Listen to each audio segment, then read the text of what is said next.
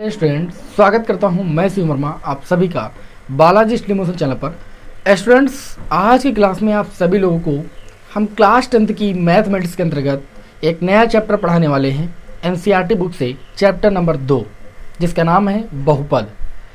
तो आज की क्लास में इस बहुपद चैप्टर के अंतर्गत हम पहले आप लोगों को कुछ बेसिक बातें बताएंगे, क्योंकि वो जानना आप सभी लोगों के लिए बहुत ज़रूरी है।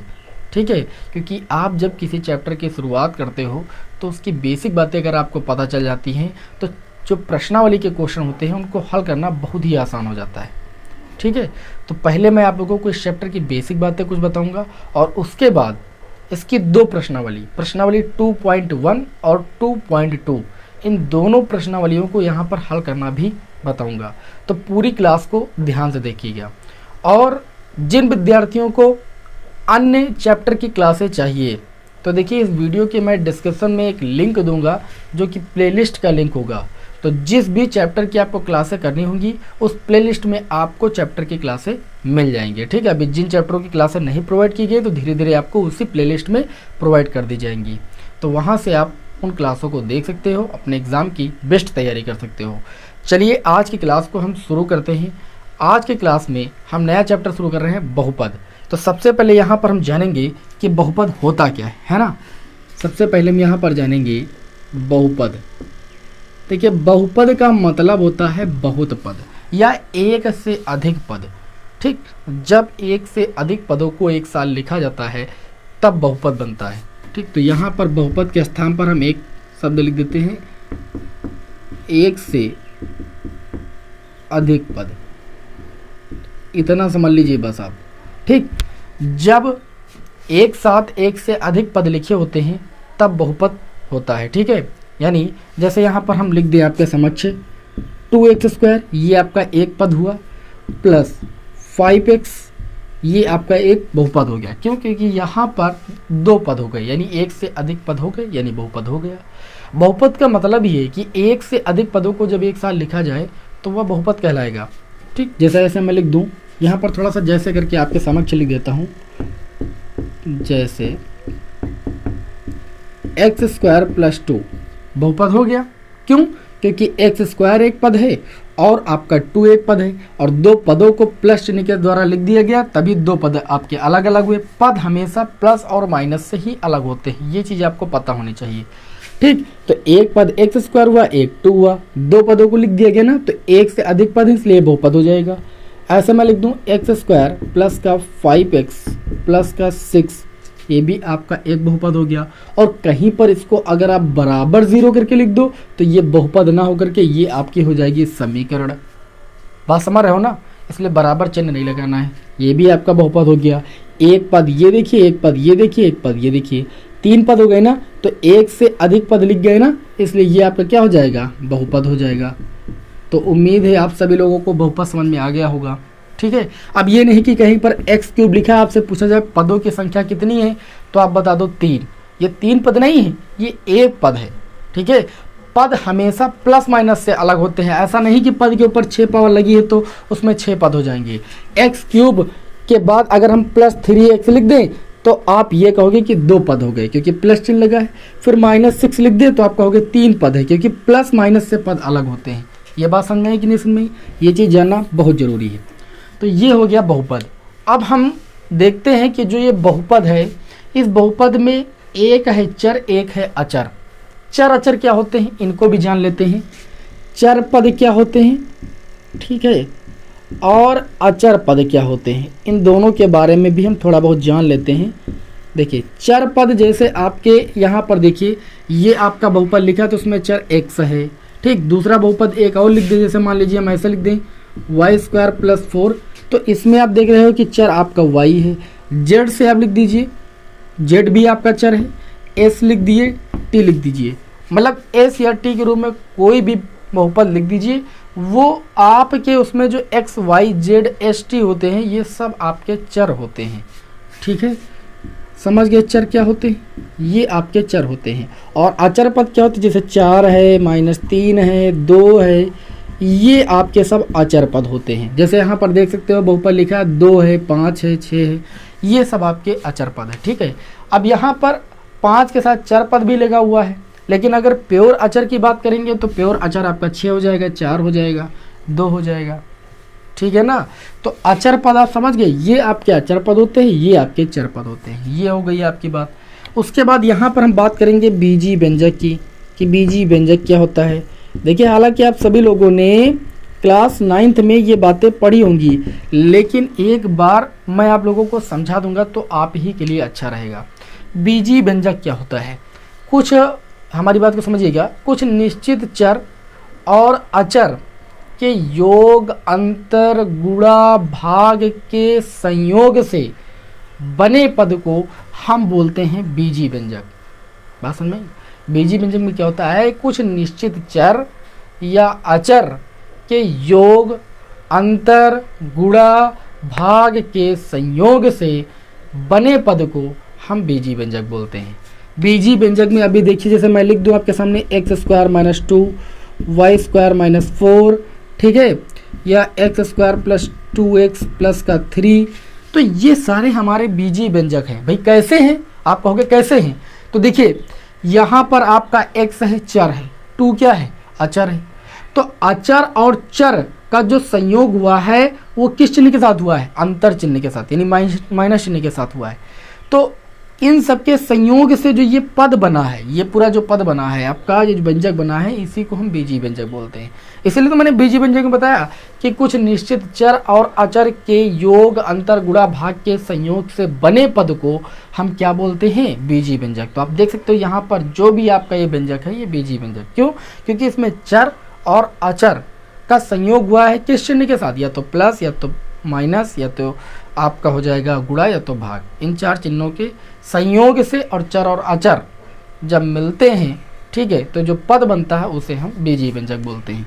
तो ये आपकी हो गई बीजी व्यंजक की बात को समझ में आई कि नहीं समझ में? बिल्कुल समझ में आ रही होगी। अब इसके बाद हम यहाँ पर आगे बात करेंगे। देखिए मैंने बहुपद के बारे में बताया, तो बहुपद होते हैं, रैखिक बहुपद होता है, द्विघात बहुपद होता है, त्रिघात बहुपद होता है। तो इसके बारे में भी थोड़ा सा जान लेते हैं, है ना। अब आगे अगली हेडिंग हो जाएगी हमारी रैखिक बहुपद। रैखिक बहुपद को आप एक पदी बहुपद भी बोल सकते हो या एक पदी व्यंजक भी बोल सकते हो। रैखिक बहुपद, देखिए जो भी बहुपद होता है तो बहुपद में एक चर उपस्थित होता है और उस चर की जो मैक्सिमम पावर होती है या उस चर की जो पावर होती है वो बहुपद की घात कहलाती है। लेकिन जब बहुपद की घात जो होती है, यानी ये आपका जैसे बहुपद यहाँ पर देखिए मैंने एक लिखा है एक्स स्क्वायर माइनस 2, तो इस एक्स स्क्वायर माइनस 2 में जो x है इसकी अधिकतम पावर जो है वो 2 है कि नहीं। तो अधिकतम पावर 2 होने का मतलब ये आपका एक द्विघात बहुपद है। अगर यहाँ पर भी एक्स स्क्वायर माइनस 2 ना होकर के x माइनस 2 हो जाता तो ये एक घात बहुपद हो जाता। क्यों? क्योंकि यहाँ पर चर की अधिकतम पावर 1 है। तो जब किसी बहुपद में, ठीक है, जब किसी बहुपद में चर की अधिकतम पावर 1 हो तो रैखिक बहुपद, ठीक है। जैसे यहाँ पर हम बात करें तो रैखिक बहुपद में हम लिख सकते हैं x माइनस 2, y माइनस 2 या y माइनस 6, 2x माइनस 3, ये सारे जो बहुपद हैं हमारे वो रैखिक बहुपद हैं, क्योंकि इसमें जो वेरिएबल उपस्थित हैं इन वेरिएबल की अधिकतम पावर, मैक्सिमम पावर 1 है, इसलिए ये बहुपद हमारे रैखिक बहुपद हैं। बात समझ आई? अगर इसी तरीके से यहाँ पर हम हेडिंग डाल दें द्विघात बहुपद, क्या डालते भाई? द्विघात बहुपद। द्विघात बहुपद का मतलब एक ऐसा बहुपद जिसमें चर की अधिकतम पावर 2 हो, वो आपका द्विघात बहुपद कहलाता है। जैसे मैं आपके समक्ष लिख दूं x square minus 4, y square minus 6, 2x square plus का 3x, है ना, और प्लस का यहाँ पर मैं लिख दूं 1। तो ये सारे जो है बहुपद आपके द्विघात बहुपद हैं। क्यों? क्योंकि उसमें उपस्थित जो आपका देख सकते हो वेरिएबल है, यानी जो चर है उसकी मैक्सिमम पावर 2 है। यहाँ पर x की पावर 2, यहाँ पर y की पावर 2, यहाँ पर भी x की पावर 2, मैक्सिमम पावर 2 है, इसलिए ये बहुपद आपके कैसे बहुपद हैं भाई? द्विघात बहुपद हैं।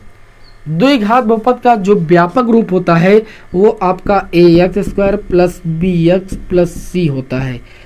कोई भी द्विघात बहुपद होगा वो इस रूप का होगा, ax square plus bx plus c के टाइप का। जैसे मैंने एक्स स्क्वायर माइनस 4 लिखा तो इसको हम लिख सकते थे एक्स स्क्वायर प्लस का 0x और उसके बाद माइनस 4 था। देखिए एक्स स्क्वायर माइनस 4 को ऐसा लिख सकते हैं कि नहीं, क्योंकि 0 से x का गुणा करेंगे 0 आएगा और 0 जोड़ो या घटाओ कोई प्रभाव तो पड़ता नहीं। तो हम एक्स स्क्वायर माइनस 4 को x square plus 0x minus का 4 लिख सकते हैं कि नहीं लिख सकते, जो कि इस रूप का बन गया कि नहीं बन गया। ठीक, तो द्विघात बहुपद का जो व्यापक रूप होता है वो आपका ax square plus bx plus c होता है। उसके बाद हम यहाँ पर बात करेंगे एक और प्रकार के बहुपद के बारे में, त्रिघात बहुपद के बारे में। बस ये लास्ट है, त्रिघात बहुपद। अच्छा, त्रिघात बहुपद क्या होता है? एक ऐसा बहुपद जिसमें चर की अधिकतम पावर 3 हो, वो आपका त्रिघात बहुपद कहलाता है। जैसे इसका जो व्यापक रूप होता है वो ax³ plus bx square plus cx plus d, ये व्यापक रूप होता है त्रिघात बहुपद का। ax³ plus bx square plus cx plus d, ये व्यापक रूप होता है त्रिघात बहुपद का। त्रिघात बहुपद में जैसे हम लिख दें x³ माइनस का 8, ये आपका त्रिघात बहुपद है, क्योंकि जो ये आपका यहाँ पर बहुपद है इसमें चर की अधिकतम पावर 3 है, इसलिए आपका त्रिघात बहुपद है। बात समझ में आई कि नहीं समझ में? इसी तरीके से आप लिख दीजिए 3x² प्लस का 3x³ है ना, और 2x स्क्वायर प्लस का x प्लस का 5। अब आप यहाँ पर देख सकते हो कि यहाँ पर जो भी ये बहुपद है 4 पदों के संयोग से बना है, तो ये बहुपद तो होगा ही, और इसमें जो वेरिएबल उपस्थित है इसकी मैक्सिमम पावर 3 है, इसलिए ये आपका क्या होगा? त्रिघात बहुपद होगा। अगला मैं लिख दूँ y³ माइनस का 5, इसमें जो y है वेरिएबल है और इसकी मैक्सिमम पावर 3 है, इसलिए ये त्रिघात बहुपद है। बताइए ये बात समझ में आई कि नहीं समझ में आई? बहुपद कोई पूछे तो आप कहना एक से अधिक पदों को जब एक साथ लिखा जाता है तो वह बहुपद कहलाता है।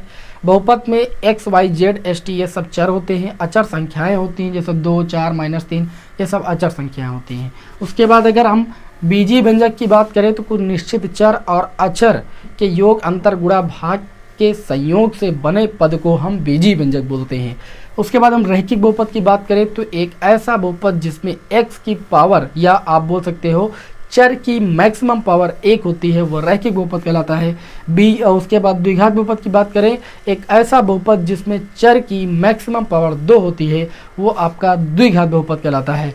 त्रिघात बहुपद एक ऐसा बहुपद जिसमें चर की मैक्सिमम पावर आपकी 3 होती है, वो आपका त्रिघात बहुपद कहलाता है। बताइए इतनी बेसिक बातें आपको समझ में आई कि नहीं समझ में आई? समझ में आ गए हैं तो इनका स्क्रीनशॉट लीजिए, इसको सबसे पहले आप नोट कर लीजिएगा। फिर अब हम बढ़ते हैं प्रश्नावली की ओर, प्रश्नावली 2.1 की ओर। इसको रब कर देते हैं। और प्रश्नावली 2.1 को समझने के लिए आपको आरेख के बारे में जानकारी होनी चाहिए। ठीक है, कोई आरेख बना है, उसमें जो ग्राफ खींचा गया है, कैसे पता लगाओगे कि कितने शून्यकों की संख्या होगी? समझ रहे हो ना? तो इसको सबसे पहले यहाँ पर समझते हैं, फिर प्रश्नावली 2.1 आपकी सेकेंडों में सॉल्व हो जाएगी। भाई सेकेंडों में, ध्यान दीजिएगा। आप सभी को आसान लग रही होगी, मुझे भी पता है, लेकिन जब तक आप पूरी बातें नहीं जानोगे तब तक पढ़ना बेकार है भैया, है ना? जैसे आप ध्यान दीजिएगा, अब यहाँ पर हम एक्सरसाइज 2.1 को सॉल्व करेंगे। 2.1 को सॉल्व करेंगे।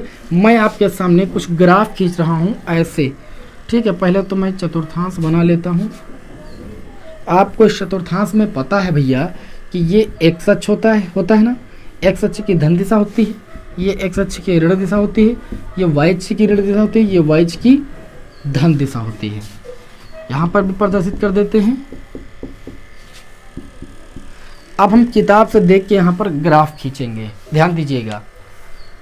प्रश्नावली 2.1 को जब आप ओपन करोगे, ठीक है, तो प्रश्नावली 2.1 में पहला ग्राफ देखिए कैसे बना हुआ है। प्रश्न में ये बोला जा रहा है कि किसी बहुपद के px के लिए y = px, y = px का ग्राफ नीचे, y = px ये कैसा बहुपद है? ये आपका रैखिक बहुपद है। देखिए जो द्विघात बहुपद है वो त्रिघात बहुपद है, ये आपके यहाँ पर सिलेबस में नहीं है। कोई भी ग्राफ जो है वो द्विघात बहुपद और त्रिघात बहुपद का यहाँ पर नहीं दिया गया है। जो भी आपको ग्राफ खींचा गया है वो सिर्फ रैखिक बहुपद का खींचा गया है। जैसे यहाँ पर y = px दिया गया, तो ये आपका एक रैखिक बहुपद ही है। तो रैखिक बहुपद के यहाँ पर ग्राफ खींचे गए हैं। पहले ग्राफ में ऐसा कुछ फिगर बना है, ये आप देख सकते हो कि यहाँ पर जो ये आपकी रेखा है ये y अक्ष को काटती है, और ग्राफ कोई खींचा जाता है उसमें अगर x अक्ष पर कोई कट बिंदु नहीं होता है तो शून्यकों की संख्या भैया शून्य होती है। यहाँ पर आप देखिए कि ये रेखा जो है, ये जो एक्स अक्ष है, इस पर कहीं पर भी ये रेखा कट कर ही नहीं रही है। तो जो शून्यकों की संख्या हो जाएगी, शून्यकों की संख्या वो कितनी हो जाएगी आपकी, शून्य हो जाएगी।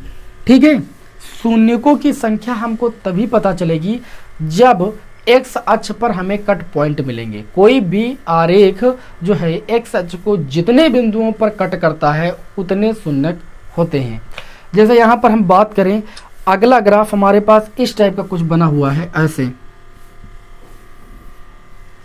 आप देखिए, जो ये आपका ग्राफ खींचा है, ये ग्राफ एक बिंदु एक ऐसा यहाँ पर है वाई अक्ष पर काट रहा है और एक यहाँ पर एक्स अक्ष पर काट रहा है। तो आपको वाई अक्ष वाला नहीं गिनना है, आपको सिर्फ एक्स अक्ष वाले जो कट पॉइंट है उनको गिनना है। कितने भाई, एक। तो शून्यकों की संख्या कितनी हो जाएगी, एक हो जाएगी। इसी प्रकार तीसरा ग्राफ आपके सामने खींचते हैं। तीसरा ग्राफ कुछ ऐसा बना है, इसको हम रब कर देते हैं।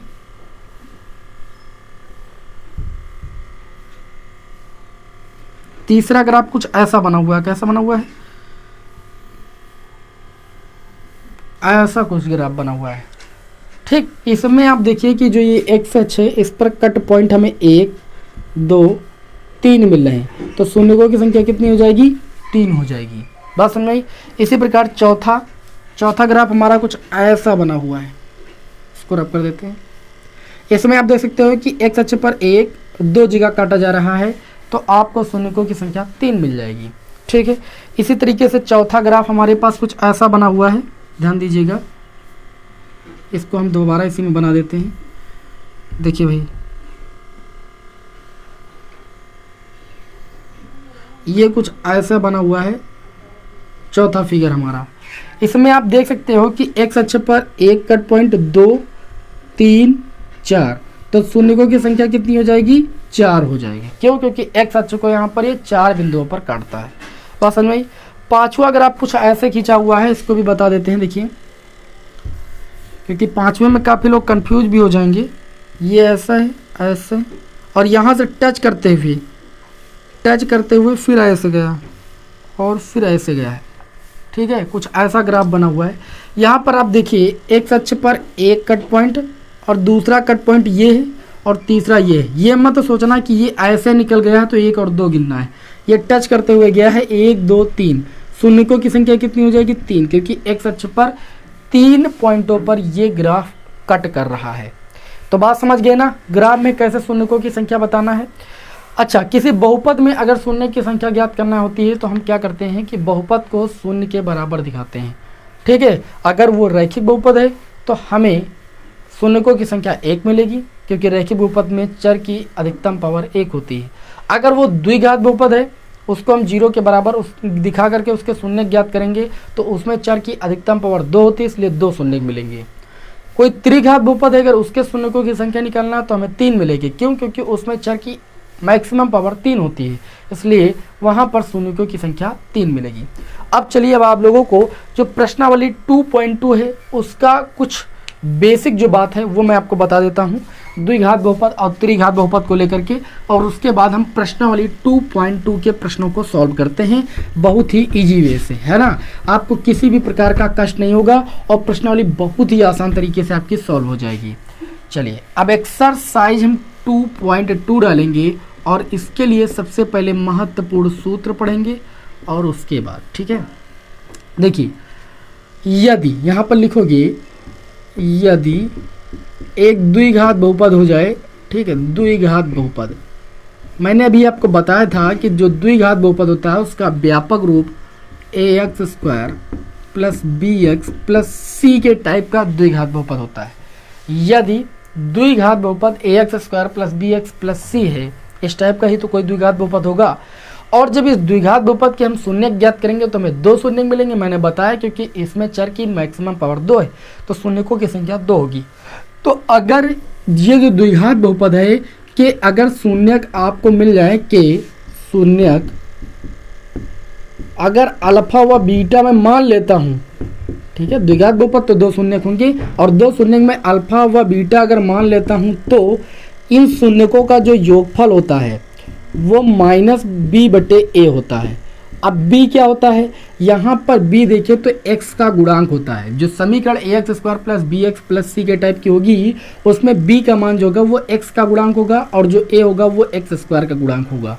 और जो ये शून्यक अल्फा और बीटा है इनका अगर गुणनफल की बात करें तो सूत्र होता है c बटे a। c जहाँ क्या होता है, c जो होता है वो अचर पद होता है और a क्या होता है, x स्क्वायर का गुणांक होता है। तो देखिए ये जो मैंने आपके सामने संबंध लिखे हैं ये शून्यकों और गुणांकों के बीच संबंध मैंने लिखे हुए हैं, ठीक है ना।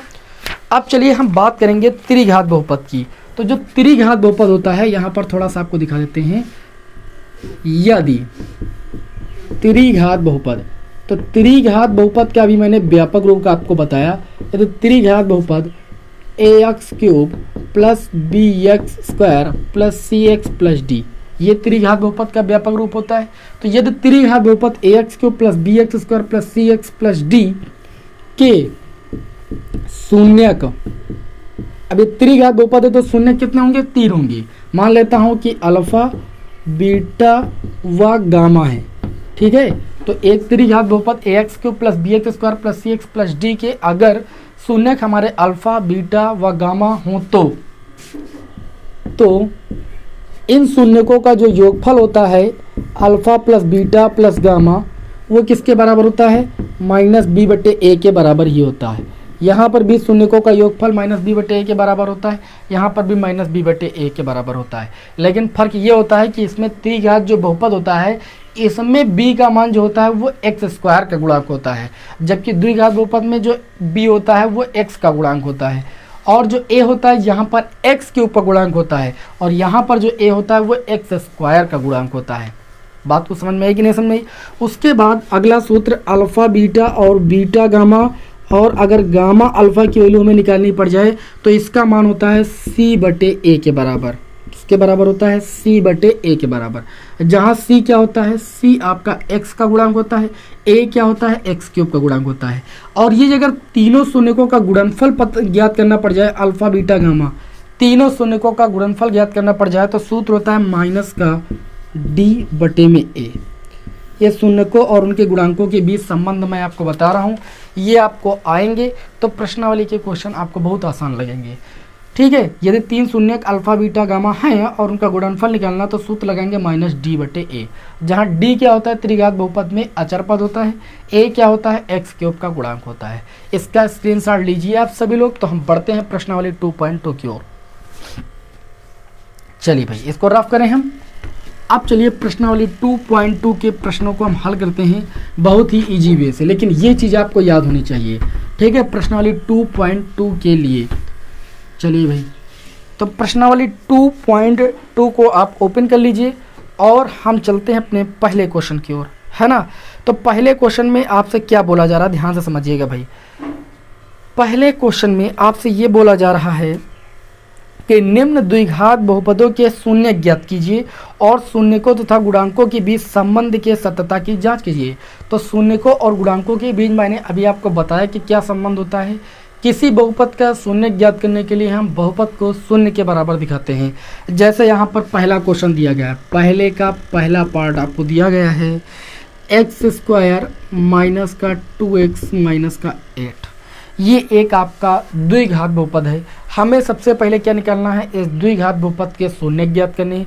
उसके बाद हमको क्या करना है, संबंध के सत्यता की जांच करना है, ठीक है, शून्य और गुणांकों के बीच। तो यहाँ पर देखिए ये आपका जो शून्यक है वो ax² plus bx plus c के टाइप का लिखा है। तो शून्यक ज्ञात करने के लिए मैंने आपको बताया शून्यक के लिए जो बहुपद होता है, यहाँ पर बहुपद x² माइनस का 2x माइनस का 8 है, इसको हम पहले शून्य के बराबर दिखाएंगे शून्यक के लिए। अब क्या करेंगे, यहाँ पर वही द्विघात समीकरण की तरीके से इसको हल करेंगे। तो हम 8 के ऐसे फैक्टर करेंगे कि -2 आए। तो 8 के फैक्टर करने के लिए यहाँ पर हम इसके पहले गुणनखंड करेंगे तो 4 दूनी 8 मिल जाएगा। अगर -4 में +2 जोड़ दे तो माइनस का 2x मिल जाएगा। यानी इसको लिख सकते हैं x² माइनस का 4x प्लस का 2x माइनस का 8 बराबर 0। इन दोनों में हम x कॉमन ले लें तो x -4 हो जाएगा। इन दोनों में हम +2 कॉमन ले लें तो x -4 हो जाएगा बराबर 0। दोनों में आप देख सकते हैं यहाँ पर प्लस चिन्ह लगा, तो इस पद में दोनों में x माइनस 4 कॉमन मिल रहा है और दूसरे ब्रैकेट में बचेगा x प्लस 2, तो x प्लस 2 लिख लेंगे बराबर 0। दोनों ब्रैकेट 0 के बराबर, इसका मतलब x माइनस 4 भी 0 के बराबर होगा और x प्लस 2 भी 0 के बराबर होगा। तो x बराबर किसके आ जाएगा, 4 के बराबर आ जाएगा और यहाँ पर x बराबर 2 उधर जाएगा, माइनस 2 आ जाएगा। तो मैंने कहा था कि अगर बहुपद द्विघात होगा तो शून्यक हमें 2 मिलेंगे। यहाँ पर 2 शून्यक मिले, एक मिला 4, एक मिला -2। मान लीजिए ये अल्फा और बीटा के मान है, ठीक है। तो चलिए ये तो हो गए आपके शून्यक, लेकिन अब आपको शून्यक और गुणांकों की भी सत्यता की जांच करना है। तो यहाँ पर आप अगली हेडिंग लगाओगे, कौन सी हेडिंग लगाओगे, सत्यता की जांच। सत्यता की जांच। प्रश्न को ध्यान से समझिएगा, जो प्रश्न यहाँ पर नहीं हल करेंगे वो आपके होमवर्क के लिए होंगे। आप समझिए तो पूरे मेथड को अच्छे तरीके से। सत्यता की जांच करना है तो समीकरण है आपकी x² माइनस 2x माइनस 8। इसकी हम क्या करेंगे, तुलना करेंगे पहले, ठीक। सबसे पहले समीकरण की तुलना करेंगे, किससे करेंगे, ax² plus bx plus c से करने पर हम इससे क्या करेंगे भाई, तुलना करेंगे। अब तुलना करेंगे तो a के स्थान पर x² का गुणांक यहाँ a है, यहाँ पर x² का गुणांक 1 है, तो a का मान कितना मिल गया, 1। यहाँ पर b का मान आप देखिए, इधर तुलना करने पर हमें -2 मिलेगा और c का मान हमें -8 मिलेगा। इस तरीके से सबसे पहले हमें a b c का मान पता कर लेना है। अब हम जानते हैं, तब हम ये जानते हैं कि अगर हमको मूल अल्फ़ा प्लस बीटा दिए जाएं तो अल्फ़ा प्लस बीटा का मान -b/a होता है, क्योंकि ये द्विघात बहुपद है, ठीक। तो अल्फ़ा की वैल्यू यहाँ पर आ चुकी है 4 और बीटा की वैल्यू यहाँ पर आ चुकी है -2। RHS में वैल्यू रखेंगे -b क्या होता है, यहाँ पर x का गुणांक होता है, b की वैल्यू आप देख सकते हो -2 है, तो माइनस सूत्र वाला माइनस ये, तो ये -2 हो जाएगा बटे में a यहाँ पर क्या है, a की वैल्यू आपकी 1 है तो 1 रख देंगे, 4 से 2 जाएगा, 2 बचेगा, माइनस माइनस का गुणा प्लस हो जाएगा, तो 2 बराबर 2 हो गया कि नहीं हो गया। तो ये जांच तो आपकी हो गई। ये तो सत्यता मैंने आपको बताया कि कैसे आपको सत्यता की जांच करना है, लेकिन अभी एक और मैंने संबंध बताया था। क्या बताया था, मैंने बताया था कि दोनों शून्यकों का गुणनफल जो होता है वो c/a के बराबर भी होता है। यहाँ से भी सत्य होना चाहिए। अल्फ़ा की वैल्यू 4 आई है, बीटा दूसरे बीटा की वैल्यू -2 आई हुई है। इधर c जो होता है वो द्विघात बहुपद में अचर पद होता है, c की वैल्यू -8 है, -8 रख दिया। a जो होता है x² का गुणांक होता है वो 1 है, 1 रख दिया। 4 दूनी -8 हो जाएगा और इधर भी -8, LHS RHS के बराबर हो गया। अतः सत्यता की जांच हमारी हो गई। बात को समझ में कि नहीं समझ में? सबसे पहले आपको शून्यक ज्ञात करना है। शून्यक ज्ञात करने के लिए इसको 0 के बराबर दिखाना है। आपको शून्यक पता चल जाएंगे। अगर वो एक घात बहुपद होगा तो 1 शून्यक मिलेगा, द्विघात बहुपद होगा तो 2 शून्यक। क्योंकि सत्यता की जांच करना है तो शून्यक तो द्विघात बहुपद वाला ही दिया जाएगा, मतलब जो आपको बहुपद दिया जाएगा वो द्विघात बहुपद वाला ही दिया जाएगा, ठीक है। तभी आप जो है सत्यता की जाँच कर पाओगे, क्योंकि शून्यकों और गुणांकों के बीच जो संबंध है वो द्विघात बहुपद और त्रिघात बहुपद में ही है। तो यहाँ पर जो भी बहुपद मिलेगा वो आपको द्विघात बहुपद ही मिलेगा या तो त्रिघात बहुपद मिलेगा। तो चलिए अब हम बढ़ते हैं अपनी इस प्रश्नावली के अगले क्वेश्चन की ओर, ठीक है। तो देखिए इसी तरीके से दूसरा पार्ट आप हल कर लोगे, बस x के स्थान पर s दिया गया है। इसी प्रकार तीसरा पार्ट भी है आपका, चौथा पार्ट, पांचवा पार्ट, छठवां पार्ट। इसमें मैं चौथा और पांचवा पार्ट आपको हल करा देता हूँ क्योंकि इसी में आपको दिक्कत आएगी, ठीक है। जैसे चौथा पार्ट यहाँ पर आपको दिया गया है, चौथे पार्ट में दिया गया 4u² प्लस का 8u, ठीक है। ये आपको एक बहुपद दिया गया है। सबसे पहले तो आपको क्या करना है, शून्यक ज्ञात करना है। तो आप लिखोगे शून्यक के लिए, देखिए बात आपको पूरी लिखनी पड़ेगी। शून्यक के लिए, तो शून्यक के लिए जो बहुपद होता है उसको हम क्या करते हैं, उसको हम 0 के बराबर दिखा देते हैं। हमने दिखा दिया 0 के बराबर। इन दोनों में हम 4u कॉमन ले सकते हैं, तो ये u प्लस का 2 बच जाएगा इक्वल टू 0। तो एक बार जब 4u को 0 के बराबर दिखाएंगे और एक बार u प्लस 2 को 0 के बराबर दिखाएंगे, तो यहाँ से u की वैल्यू आपको 0 मिल जाएगी, क्योंकि 4 0 के बट्टे में जाएगा 0 रहेगा। u प्लस 2 को 0 के बराबर दिखाएंगे तो u इक्वल टू -2 हो जाएगा। इस तरीके से आप देख सकते हो 2 शून्यक आपको मिल गए, एक आपको मिल गया 0 और दूसरा मिल गया -2। ये मान के चलिए अल्फा और बीटा की वैल्यू आपको मिल गई। अब आपको क्या करना है, सत्यता की जांच करना है। तो यहाँ पर आप हेडिंग डालोगे सत्यता की जांच, सत्यता की जांच। तो सत्यता की जांच करने के लिए जो आपको बहुपद दिया गया 4u² प्लस का 8u, ठीक है, की तुलना आप करोगे, की तुलना किससे करोगे, ax² plus bx plus c से करने पर जब तुलना करेंगे हम तो आप ध्यान से देखेंगे ax² a के स्थान पर यहाँ पर कितना है भाई 4 है, ठीक है। ax² अगर au² कर लीजिए, यहाँ पर वेरिएबल इस बहुपद में x है, यहाँ पर u है, तो a की वैल्यू आपको 4 मिल जाएगी, b की वैल्यू आपको 8 मिल जाएगी और c के स्थान पर कुछ नहीं तो प्लस 0 लिख दीजिए, यानी c की वैल्यू आपको 0 मिल जाएगी। आप जानते हो कि मूलों का जो योगफल होता है अल्फा प्लस बीटा वो -b/a के बराबर होता है। अल्फा ये पहला आपका जो शून्य का है 0 आया है, बीटा दूसरा शून्य -2 आया है, माइनस b की वैल्यू 8 आई है, a की वैल्यू 4 आई है, 4 दूनी 8 -2 बराबर -2 हो गया। इसी तरीके से आपको अल्फा बीटा भी निकालना है, ठीक। तो यहीं पर बता रहे हैं तथा जो शून्यकों का गुणनफल होता है वो c/a के बराबर होता है।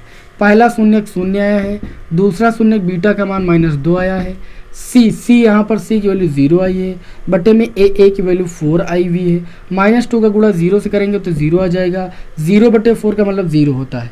तो इस प्रकार देख सकते हो कि LHS RHS के बराबर हो गया, अतः हमारे क्या हो गई, सत्यता की जांच हो गई। बिल्कुल इसी तरीके से आपको अगला क्वेश्चन लगाना है, क्वेश्चन नंबर हमारा 5वां होगा, ठीक है। क्वेश्चन नंबर हमारा पहले का 5वां पार्ट होगा, इसको भी ऐसे ही लगाना है, आपको टेंशन नहीं लेना है, ठीक। देखिए भाई अगला पार्ट होगा हमारा 5वां पार्ट t² - 15, ठीक। ये हो गया t² - 15। हमें क्या निकालना है, शून्यक निकालना है। तो हम लिखेंगे शून्यक के लिए, किसके लिए भाई, शून्यक के लिए। तो शून्यक के लिए हम बहुपद को क्या करते हैं भाई, 0 के बराबर दिखाते हैं। तो ये आपका आ जाएगा, देखिए ये आपका आ जाएगा t² - 15 को ले सकते हैं √15 का स्क्वायर बराबर 0। इसको देखिए a² - b² वाले फार्मूले से लिखेंगे तो ये a प्लस b एक ब्रैकेट में, यानी t प्लस √15 एक ब्रैकेट में और t माइनस √15 एक ब्रैकेट में बराबर 0 हो जाएगा।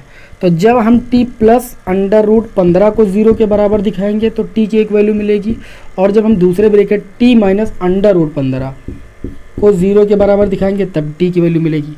तो t की वैल्यू यहाँ से माइनस का √15 मिल जाएगी एक, और यहाँ से t की वैल्यू प्लस का √15 मिल जाएगी।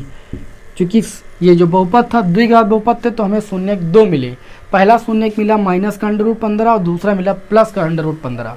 अब आपको सत्यता की जांच करनी है, वही पुराना काम, सत्यता की जांच। तो सत्यता की जांच करोगे तो a की वैल्यू कितनी है आप खुद देख लीजिए। ये जो समीकरण है ऐसी कुल लिखी हुई है t² - 15, तो इसको आप या करके ऐसे भी तो लिख सकते हो t² प्लस का 0t और माइनस का 15 लिख सकते हो ना। तो जब इसकी तुलना आप ax² plus bx plus c से करोगे तो चर के स्थान पर यहाँ t है तो आप t लिख सकते हो। a के स्थान पर आपको मिल जाएगा 1 और b के स्थान पर आपको मिल गया 0 और c के स्थान पर आपको मिल गया 15 मिल गया। अब आप जानते हो शून्यकों का योगफल जो होता है अल्फा प्लस बीटा बराबर -b/a होता है। तो अल्फा की वैल्यू कितनी आई है, माइनस का √15 और बीटा की वैल्यू आई है प्लस का √15 लिख दिया। माइनस b की वैल्यू कितनी है 0 और a की वैल्यू कितनी है 1। तो माइनस √15 प्लस √15 0 हो जाएगा, 0 बराबर 0। तो इससे तो सिद्ध हो गया, सत्य हो गया। अब इसी तरीके से हम जो शून्यकों का गुणनफल है अल्फा बीटा बराबर c/a दिखाएंगे। अल्फा की वैल्यू माइनस √15 और बीटा की वैल्यू प्लस √15, c की वैल्यू 15 आई है और a की वैल्यू 1 है। देखिए यहाँ पर ध्यान दीजिएगा आप थोड़ा सा, कुछ गड़बड़ हुआ क्या, यहाँ पर गड़बड़ हुआ, c की वैल्यू -15 है, वही हम सोचे कहाँ से गड़बड़ हो गया, ठीक। अब देखिए माइनस √15 और √15 का जब गुणा करोगे तो 15 हो जाएगा, और ये माइनस चिन्ह लगा, माइनस लगा दिया। यहाँ पर c की वैल्यू -15 है तो यहाँ पर -15/1 लिखो चाहे -15 लिखो, यहाँ पर भी LHS RHS के बराबर हो गया, सत्यता की जांच हो गई। तो समझ गए कि कैसे करना है इन क्वेश्चनों को। उम्मीद है कि आप सभी को अच्छे तरीके से ये प्रश्न नंबर 1 समझ में आ गया होगा। अब चलिए बढ़ते हैं अपने प्रश्न नंबर 2 की ओर, उसके हम क्वेश्चनों को हल कराते हैं। इसका आप स्क्रीनशॉट जल्दी से लीजिए।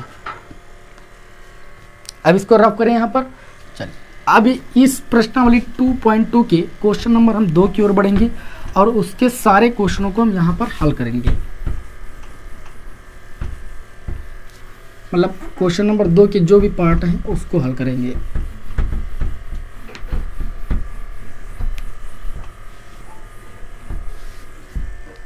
चलिए भाई क्वेश्चन नंबर 2 को देखते हैं। क्वेश्चन नंबर 2 में क्या बोला जा रहा है? क्वेश्चन नंबर 2 में ये बोला जा रहा है कि एक द्विघात बहुपद ज्ञात कीजिए। आपको अब द्विघात बहुपद ज्ञात करना है जब जिसके शून्यकों का योग दिया है और गुणनफल क्रमशः दी गई संख्याएं हैं। ठीक है, तो जैसे पहले पार्ट में आपको यहाँ पर दिया गया है, दूसरे के पहले पार्ट में क्या दिया गया है? 1/4 दिया गया है और माइनस का 1 दिया गया है। इसमें सबसे पहले शून्यकों का योगफल है, उसके बाद जो -1 है वो शून्यकों का गुणनफल है। तो जैसे मैं मान लेता हूँ कि माना एक कोई द्विघात बहुपद है, माना द्विघात बहुपद ax² + bx + c है। चूँकि हमें यही निकालना है तो हम जानते हैं कि जो शून्यकों का योगफल होता है वो -b/a के बराबर होता है। अब यहाँ पर शून्य अल्फा और बीटा है, मैं मान कर चलता हूँ, मुझे पता नहीं है। ठीक है, तो इसका मान -b/a के बराबर होता है। तो ये शून्यकों का क्या है? योगफल है। और योगफल कितना दिया है? 1/4 दिया है, दिया कि नहीं? और शून्यकों का गुणनफल जो होता है वो c/a के बराबर होता है। उसकी वैल्यू कितनी है? -1 है। -1 के बटे में 1 लिख सकते हैं, लिख सकते हैं। अब यहाँ पर देखिएगा, यहाँ पर a की वैल्यू 4 है लेकिन यहाँ पर a की वैल्यू 1 बन रही है, तो इसको ऊपर नीचे हम 4 से गुणा कर देंगे। अब हम तुलना करने पर ये पाएंगे दोनों में a का मान हमें सेम मिलना चाहिए। तुलना करने पर हम ये पाएंगे कि जो a का मान है यहाँ पर भी 4 हो गया और जो यहाँ पर a का मान 4 हो गया। b की वैल्यू आप देखिए -b = 1, यानी b की वैल्यू आपको -1 मिल जाएगी और c की वैल्यू आपको 4 × 4 ये -4 आपको मिल जाएगा। ठीक है, ये -1 था ना, तो -4 मिल जाएगा, c = -4। ठीक है, सबसे पहले ये देखना है कि a का मान दोनों में सेम होना चाहिए। तो यहाँ पर 4 था, तो यहाँ पर 4 बनाने के लिए ऊपर नीचे हमें 4 से गुणा करना पड़ा। ठीक है, अब आपको a b c की वैल्यू पता चल गई, तो जो द्विघात बहुपद हो जाएगा तब द्विघात बहुपद कितना था भैया आपका? ax² + bx + c। यही तो आपने माना है। a के स्थान पर कितना है? 4, तो 4x² + b के स्थान पर -1 तो -x हो जाएगा, प्लस c के स्थान पर -4 है तो -4 लिख दोगे। अब ये जो आपके समक्ष नया बहुपद बना है ये आपका द्विघात बहुपद होगा, जिसके शून्यकों का योगफल इतना होगा और गुणनफल -1 होगा। बताइए बात समझ में आई कि नहीं समझ में आई? इसी तरीके जैसे आपको दिया गया है दूसरे पार्ट में √2 और क्या दिया गया है? 1/3 दिया गया है, 1/3 ये शून्यकों का योगफल है √2। तो यहाँ पर लिखोगे माना द्विघात बहुपद ax² + bx + c है। ठीक, तो अगर इसके मूल हम अल्फ़ा बीटा मान लें तो अल्फ़ा + बीटा का मान होता है -b/a के। अब ध्यान दीजिएगा, जो मूल शून्यकों का योगफल है वो √2 के बराबर है, तो √2 के बटे में 1 लिखा जा सकता है, मैंने लिख दिया। तथा दूसरा होता है अल्फ़ा बीटा = c/a, शून्यकों का गुणनफल यहाँ पर 1/3 दिया गया है। अब यहाँ से a की वैल्यू 3 आ रही है लेकिन यहाँ से 1 आ रही है, तो इसमें ऊपर नीचे हम क्या कर देंगे? 3 से गुणा कर देंगे। अब आप तुलना करोगे तो तुलना करने पर a की वैल्यू यहाँ से भी आपको 3 मिल रही और नीचे से भी 3 मिल रही, और b की वैल्यू आप ध्यान दीजिएगा तो -b = 3 √2 हो जाएगा, तो माइनस उधर जाएगा तो ये -3 √2 हो जाएगा। और c की वैल्यू किसके बराबर आ रही? 1 के बराबर आ रही। ठीक है, अब हम लिखेंगे तब द्विघात बहुपद क्या होता है भाई? ax² + bx + c ही तो हमने माना है। a की वैल्यू कितनी है? 3, तो 3x² हो जाएगा। b की वैल्यू कितनी है? -3 √2 x हो जाएगा। और c की वैल्यू कितनी है? +1। बन गया आपका द्विघात बहुपद। इसी तरीके से आपको क्वेश्चन सॉल्व करने हैं। चलिए एक पार्ट और बता देते हैं, कोई पार्ट बता देते हैं अच्छा सा। चलिए तीसरा वाला ही बता देते हैं, इसमें शून्य दिया हुआ है तो हो सकता है आपको थोड़ी सी दिक्कत आ जाए। ठीक है, तो यहीं पर थोड़ा सा हेर फेर करेंगे हम, बस ज़्यादा नहीं करेंगे। इसको बदल देंगे पूरा, है ना, यही तो पता नहीं, ये और ये, बाकी सारी चीज़ें आपको वैसे ही लिखना है, तो ज़्यादा हम हेर फेर नहीं करते हैं। अब आपको तीसरे पार्ट में ये दिया गया है शून्य को का इक्वल 0 और √5, तो यहाँ पर 0 लिखेंगे और √5 लिखेंगे। ठीक, अब देखिए जो योगफल है वो 0 के बराबर, तो 0/1 लिख सकते हैं। गुणनफल जो है वो √5 है, √5 के बट्टे में 1 लिख सकते हैं। तुलना करने पर a का मान यहाँ पर भी 1 मिल रहा है, यहाँ पर भी 1 मिल रहा है, तो 1 लिख लेंगे। c की वैल्यू √5 मिल रही है, तो c की वैल्यू √5 रख लेंगे। और b की वैल्यू आपको 0 मिल रही है, तो b की वैल्यू आप 0 रख लीजिए। द्विघात बहुपद में a का मान रख दीजिए, 1 है तो ये 1 लिखा नहीं जाता है, x² हो गया। b की वैल्यू 0 है, तो 0 को गुणा x से करोगे 0 हो जाएगा। c की वैल्यू √5 है, तो प्लस का √5 लिख दीजिए, बस ये आपको मिल गया द्विघात बहुपद। बताइए भाई, बात समझ में आई कि नहीं समझ में आई? पूरी प्रश्नावली अच्छे तरीके से समझ में आ गई होगी। मैंने बहुत ही बेसिक लेवल से आप सभी लोगों को अच्छे तरीके से ये चैप्टर पढ़ाने की कोशिश की है। उम्मीद करता हूँ कि आप सभी लोगों को ये क्लास समझ में आई होगी। इस क्लास में मैंने आप लोगों को दोनों प्रश्नावलियों को सॉल्व करा दिया। नेक्स्ट क्लास में मैं आप लोगों को प्रश्नावली 2.3 के प्रश्न सॉल्व कराऊंगा। ठीक है, चलिए फिर आपको मिलते हैं हम नेक्स्ट वीडियो में। जय हिंद, वंदे मातरम।